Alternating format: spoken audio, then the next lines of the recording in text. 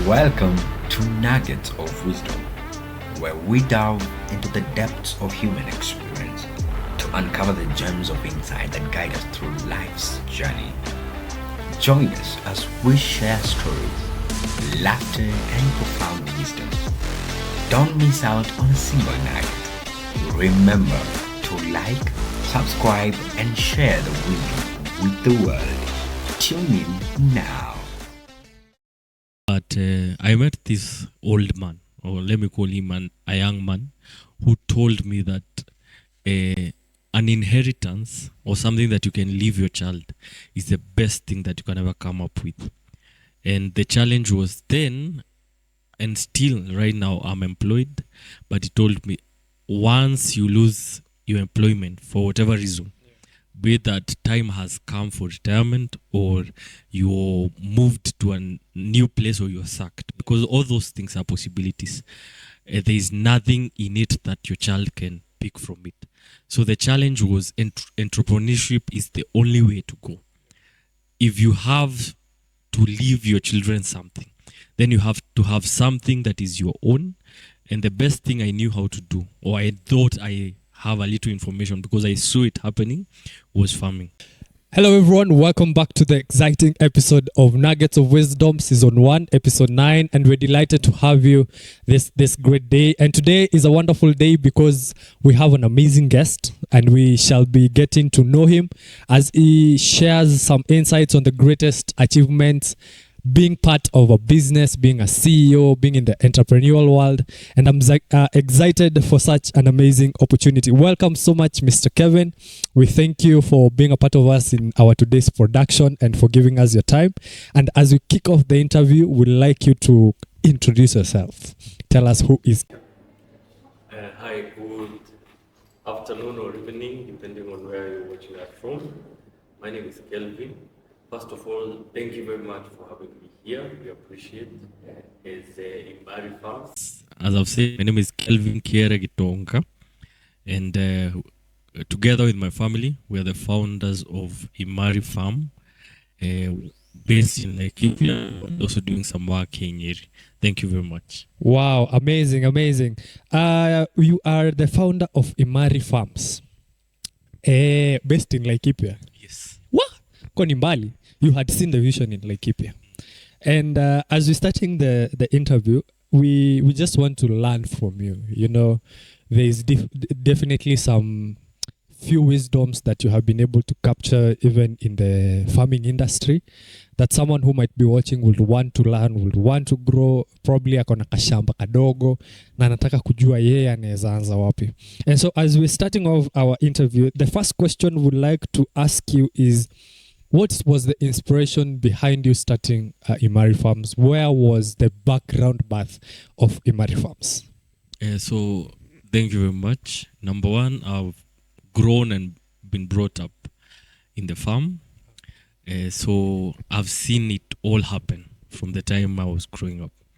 But I met this old man, or let me call him a young man, who told me that an inheritance or something that you can leave your child is the best thing that you can ever come up with. And the challenge was then, and still right now I'm employed, but he told me once you lose your employment for whatever reason, be it that time has come for retirement or you're moved to a new place or you're sacked, because all those things are possibilities. There is nothing in it that your child can pick from it. So the challenge was entrepreneurship is the only way to go. If you have to leave your children something, then you have to have something that is your own. And the best thing I knew how to do, or I thought I have a little information because I saw it happening, was farming. And that is where I started, or we started in a small way, and we're still going on by the grace of God. Wow. So the vision or the inspiration behind Imari Farms was out of the wisdom that you're told that the best and greatest thing you can leave your child is a good inheritance. Yeah. Wow. For the very first time bana. Huyo mtu anafaa pia akuja akae kwa kiti atuambie hizi vitu. Ako na mawizwiz. And so as we're continuing, what who has been, you see there's a way we usually say that when you start a journey, there are either people who are there to hold you, there is a support system, there is definitely, let's say, your own motivation or inspiration that drives you to do what you do daily. And so we'd want to learn, as you were beginning Imari Farms, who or what was your biggest support system while you're walking in that journey? It's a long list, or not so long list, depending on who is looking at it. But number one, I would say that my wife, who is also a co-founder together with me, has been very present in all that journey. Yeah. And our children, of course, every step of the way that we've been in the smallest of the biggest of ways possible, our children have held us up. Our children have been very present for us. I would also not miss to mention my role model, who happens to be my dad, and he has continued to offer guidance and to show us the pathway throughout the period. Wow, amazing. That's something critical that you said of the people who have been there with you. You know, I was listening to something, and Simon Streck once said that sometimes we usually say there is a support system, there is a support, but we never really mention the support to someone.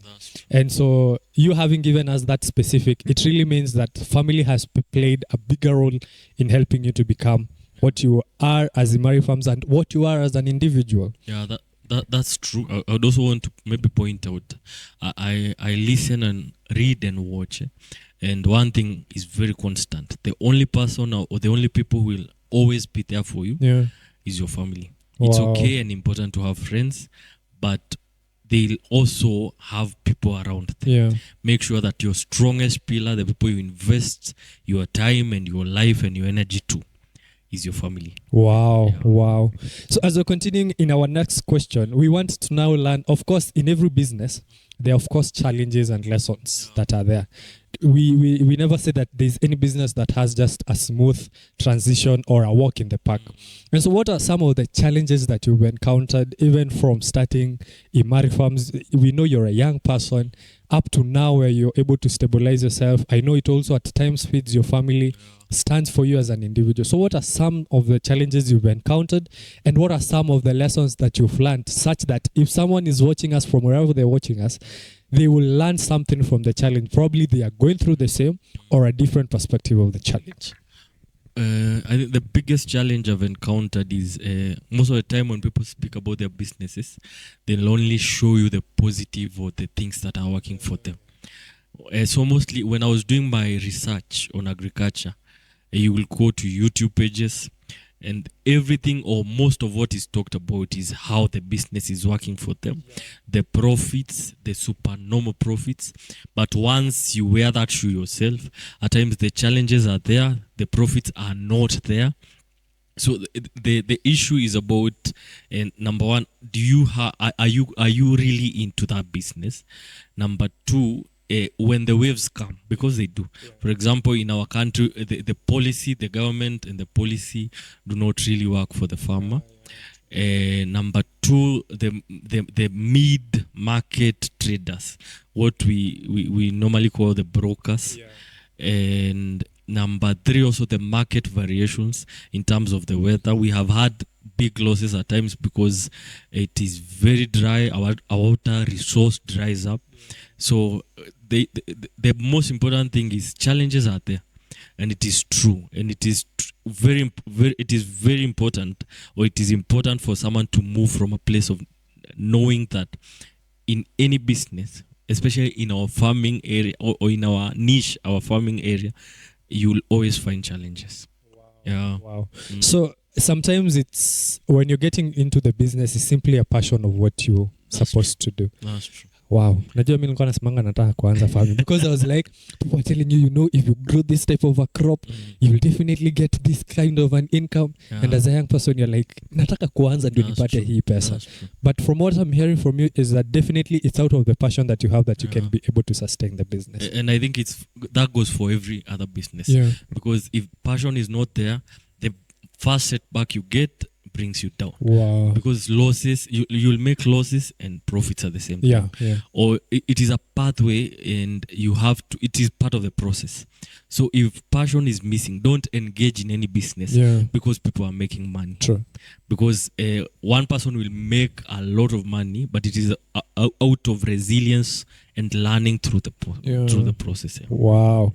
So there's a question that one of our viewers asked, and I would want to ask you. Okay. As the founder of Imari Farms. And the question was, can you share a tough decision you've had to make for your business, and how did it impact you and your company, or even your farming business?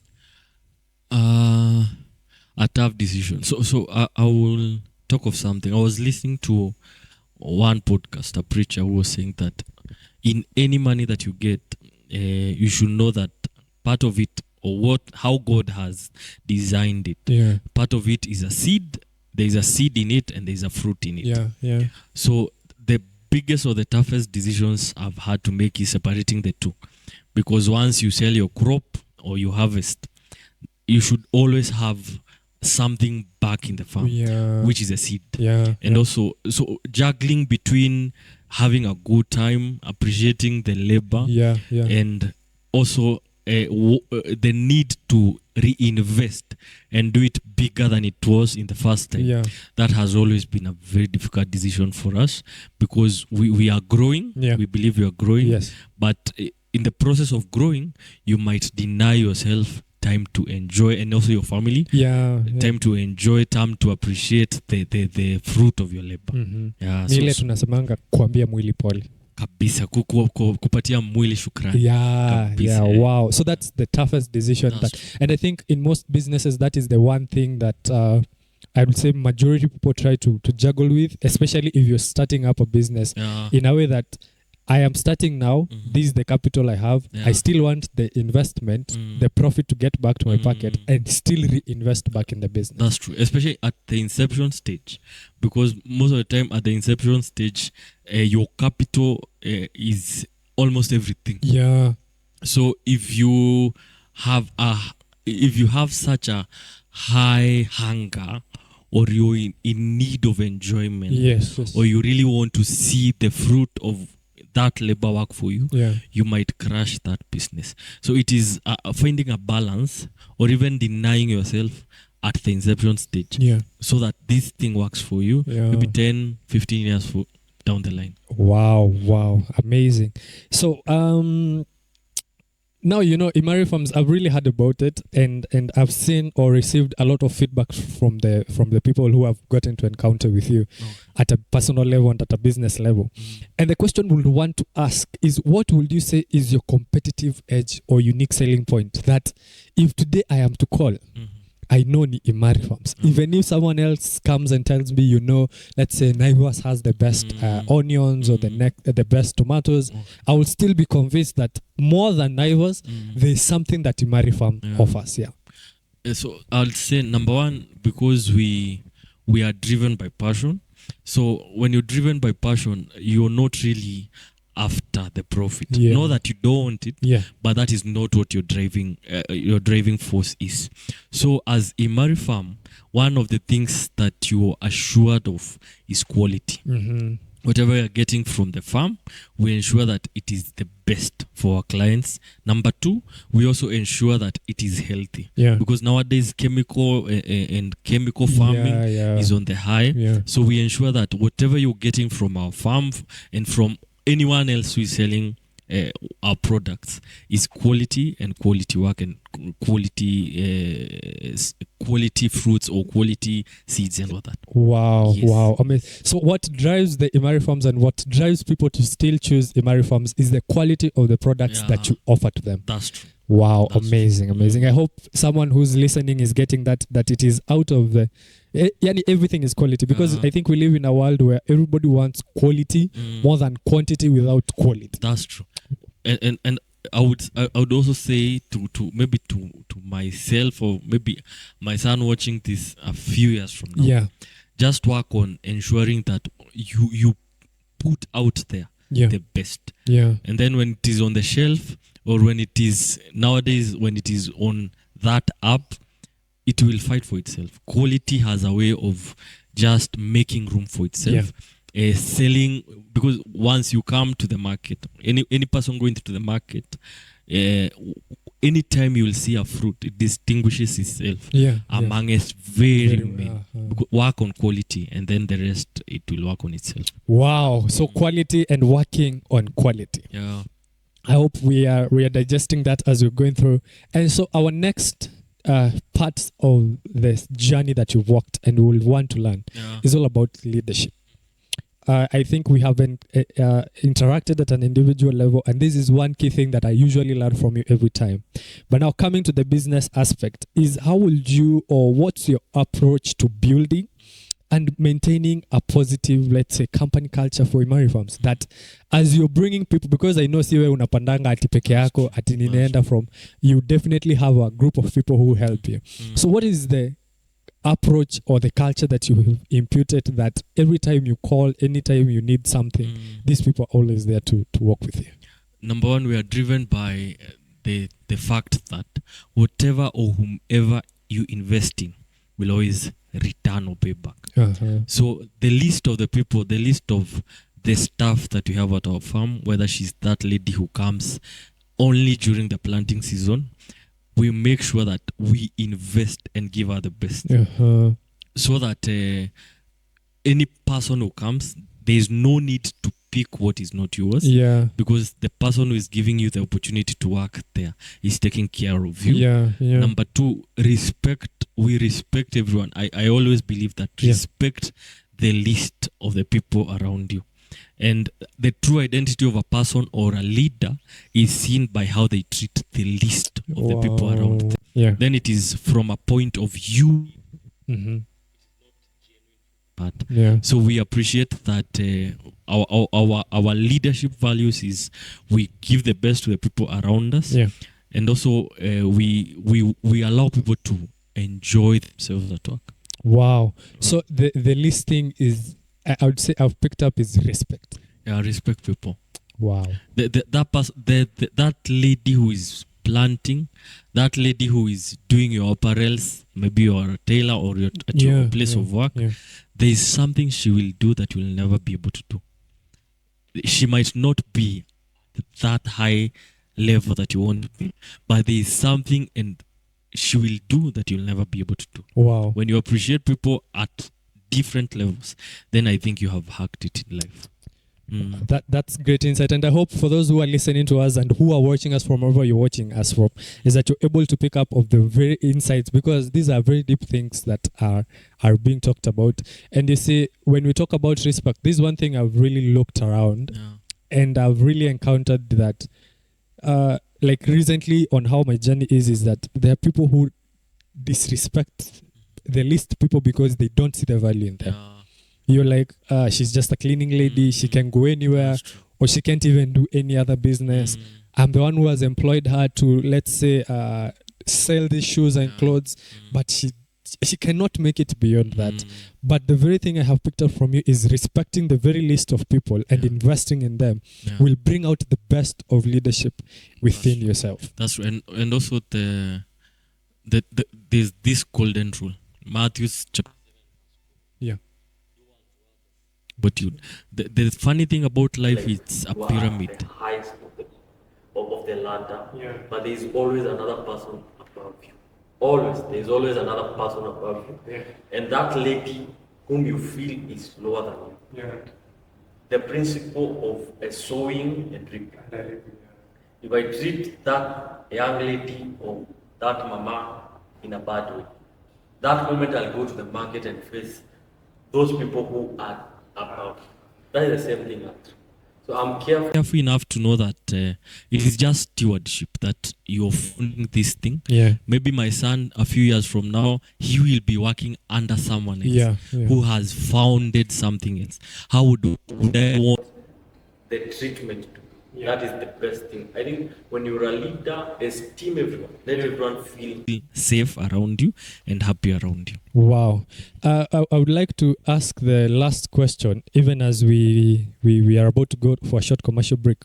And this question will be, how do you empower and motivate your your team, especially during challenging time? Because I know there are such tough times that are there and tough decisions that you have to make. And sometimes being a leader, your subordinates needs to see you either making it or giving up, so that now them themselves can either tell themselves we will still continue or we'll give up. So I'll give a case in example in the period of when COVID hit. Yeah. So we sat down with my wife and we agreed that we will need a balance between getting profits and keeping these people and keeping them happy. So you cut down on your profits at the expense of maybe someone who is not really directly connected to you. And 3-4 years down the line, COVID has come and it's gone. But the kind of giving and motivation that person brings in your farm or in your business is on a high level. Because they appreciate that when I would have been at my best, this person stuck with me and you didn't have to. So it's about being human, and also we all born again at the leadership. My wife and I are born again. So if we are to live that truth of the living gospel of Jesus Christ, then it must be seen even with the people around us. Wow, that's very amazing. And I think we've been able to capture the very wisdoms that have been shared and the very insights, because I know we are learning a lot. I really appreciate Mr. Kelvin for being with us and even having time to teach us these things at a very young age, because times are moving, the technological world is moving, and the young people are now starting businesses from a young place, and they need people who can hold their hands and also walk with them in the journey of either starting whatever business they're starting. And we thank you for this first segment or this first half of today's show. And as we're going to take a short commercial break, today we want to appreciate the sponsor of the day, Golden Eagles Events Planners. These are very amazing people who deal with events, corporate event, weddings, graduation, birthdays, rorashio, hizo zote. And we are delighted for them being part of us. And if you want to reach them, their phone, their website, and their WhatsApp and their email shall be displayed as we're taking a short commercial break. I know the videos will be playing along, and we shall see you right after the break.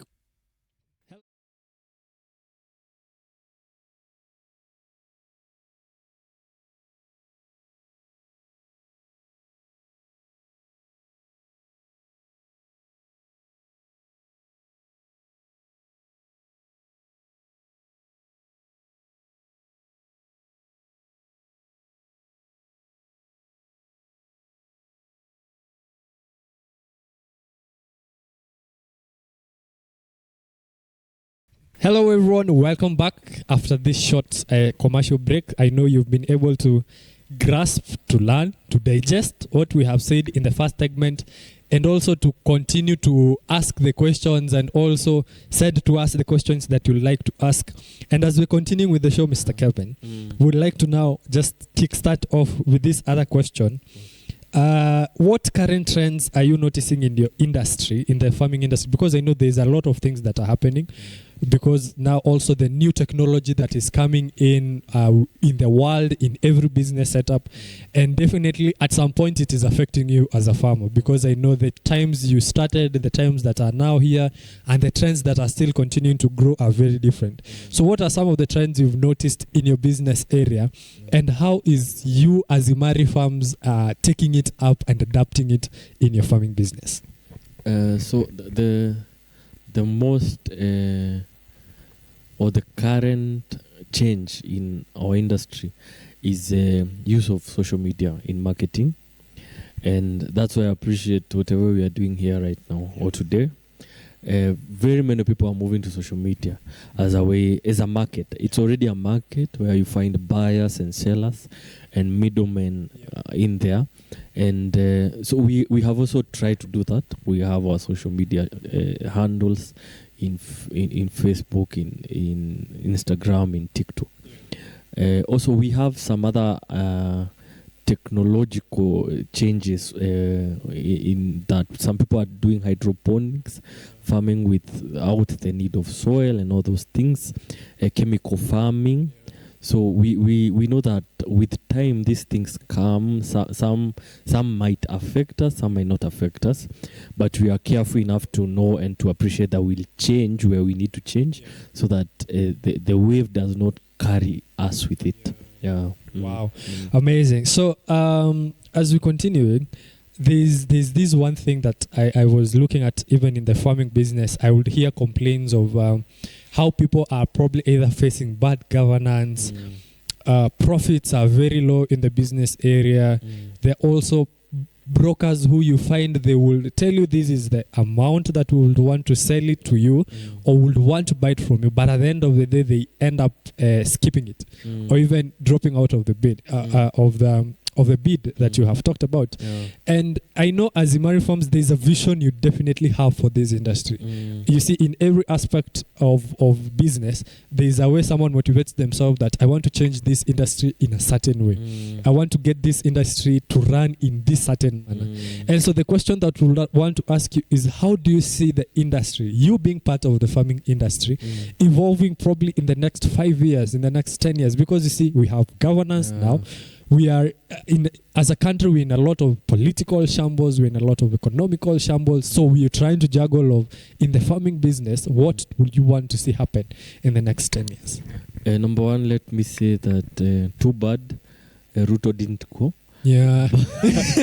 But the honest truth is that our government or our nation is not really working for its people.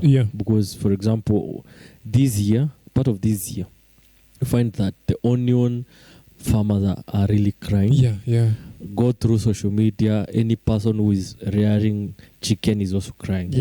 Because our neighboring countries are importing or exporting. We are importing these products from our neighboring country. The little commerce that I did or I went or learned in school, it does not make sense to import something that you have with you in that country. In that the prices are so low, the quality of what we are importing is better than ours. Because those governments give subsidies to their farmers. Fertilizers are subsidized, not like ours. It is good fertilizer subsidized. You know, we subsidized fertilizer, but whatever got in the farm was different. It was not fertilizer. It was a different kind of soil. So governance is really affecting all of us. I think in every sector in this country is highly affected by lack of goodwill from the government. But however, we will not really wait for them to work. People must make it in life. We must continue working hard in life. So as a young person in agriculture, so I think the best and the most important thing is if farmers were to come together, especially horticulture farmers, because you see milk farmers are united. You find corporates or cooperatives with milk farmers, because if we kind of beat the middleman, in that whatever you're producing hits the market directly. There is no other person, because these middlemen, they have no work in the farm. You have, let me give you an example.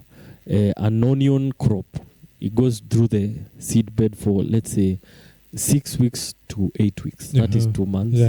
And in the shamba itself or in the farm itself, for say 3 months.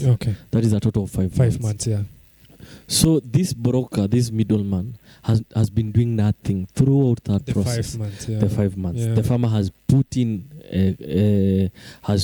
a lot of inputs, be it fertilizers, the crop itself, and all that.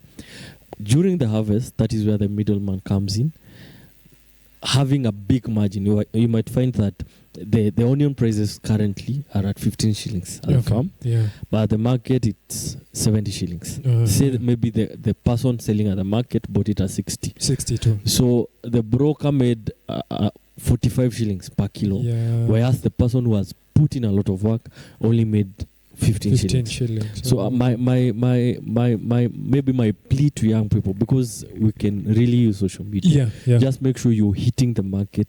If you can find a way of evading this middleman, that would be the only way to break even in farming currently.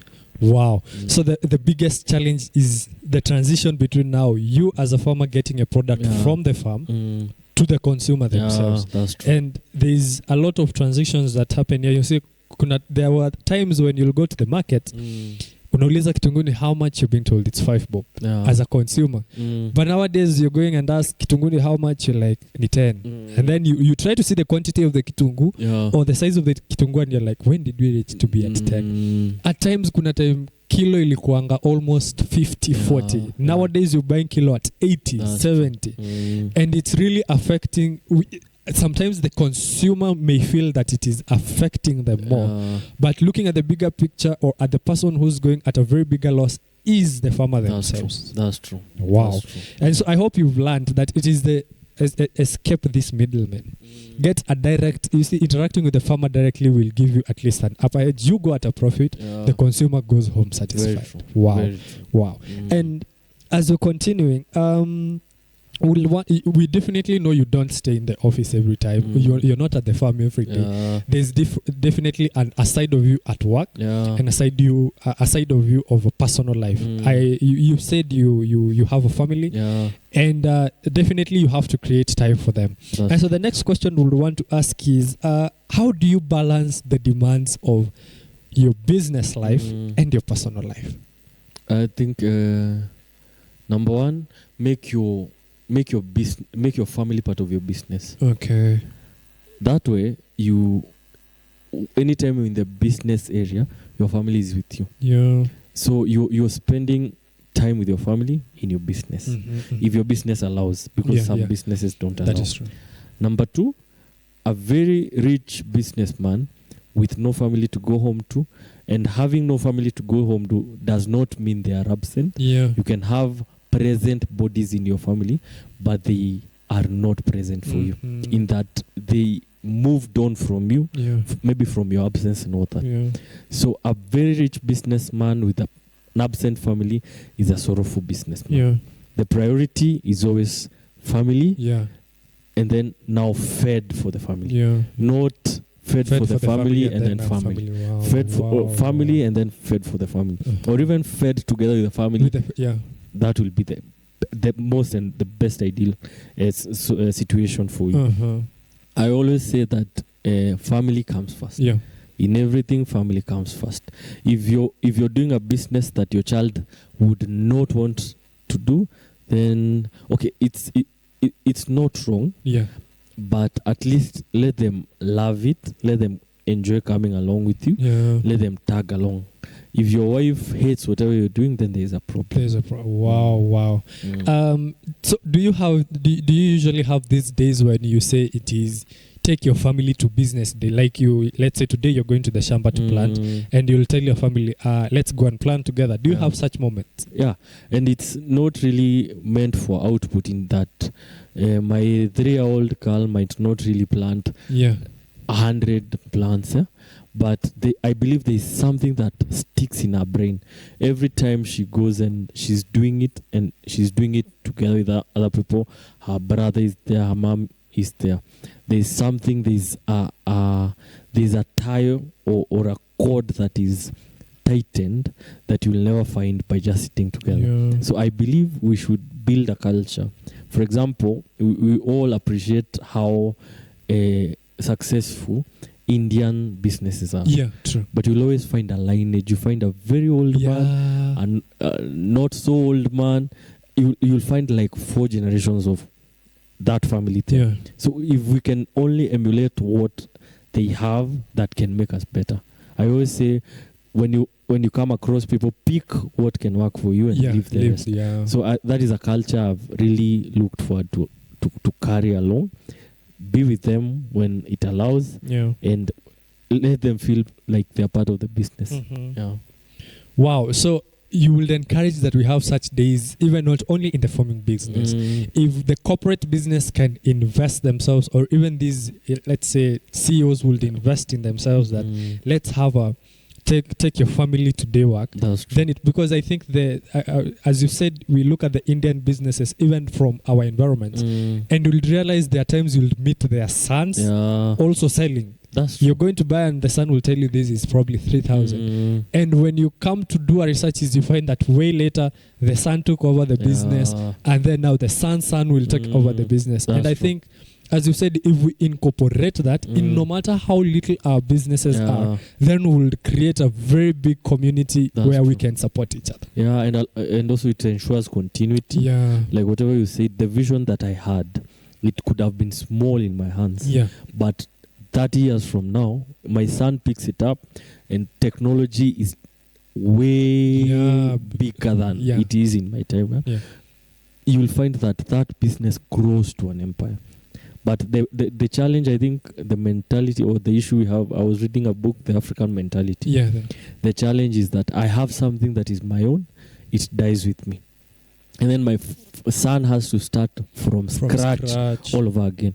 But those people, you will find that those people, the Indians, some whites, some cultures, it is so easy for them. They are picking up from a person who has really labored and worked in those businesses. Even in church, you find that ministries whose sons have become pastors, and their parents or their grandparents were pastors. It is so easy for them.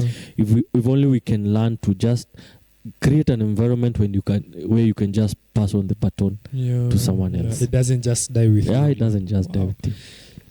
I think if you're watching us and you're listening to this great insight, and I hope you're capturing what is being shared, because that's something that will even stick to us. Yeah.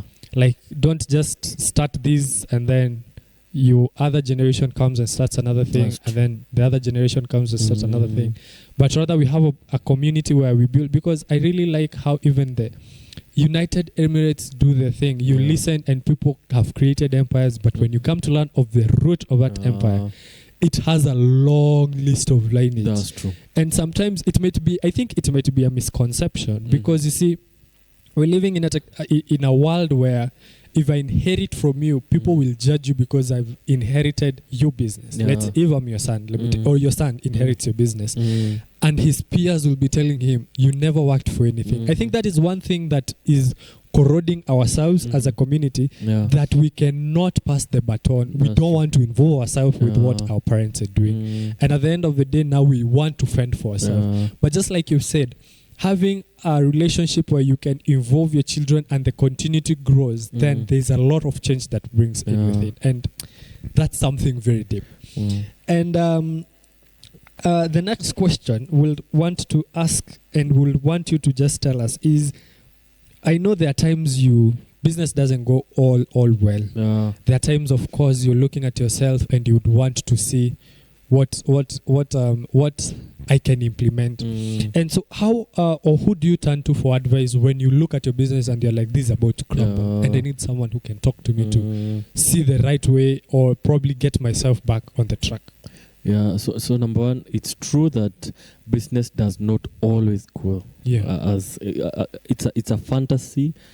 The stories that are sold out there in social media, it's not reality. But the most important thing is, number one, I am a staunch believer. The Word of God says that cursed is a man who trusts in another man and all that. But that does not write out or away the fact that you should have people around you. People maybe not really give you solutions for your problems, but people you can lean on because tough time comes. So I have a mentor or some mentors, and then I have my family. I think all answers on people I lean to will have family. Wow. Before we get into the next question, we'll want to just appreciate, as we're continuing with the show, we could not have made it today without one of our sponsors. That is Beauty Therapy by Betty. And we really want to appreciate you. Yes, Beauty Therapy by Betty, a very good place to be in terms of, you want your massage, you want your makeup, you want your body scrub, you want your nail technology. They definitely offer the best services, and we want to appreciate the founder of Beauty Therapy by Betty. Thank you for working with us in our today's show, for being a part of us, even as we carry this vision of bringing business minds into great opportunities. And we believe that it is a wonderful moment that you're part of us. And so as we're continuing, we are almost headed to conclude our show. And we'll want you to, we get to a segment where we call it is advice and aspiring, or advising the young entrepreneurs who want to start a business. It may be whichever business. It may also be farming in the business you're in, and they need an advice. And so the question will be, what is one of the most piece of advice you will give to someone starting their own business? Maybe I'll pick from a book that I love so much, Atomic Habits. Yeah. A story is told of a bird that is called a woodpecker. Go Google it, go search it out, a woodpecker.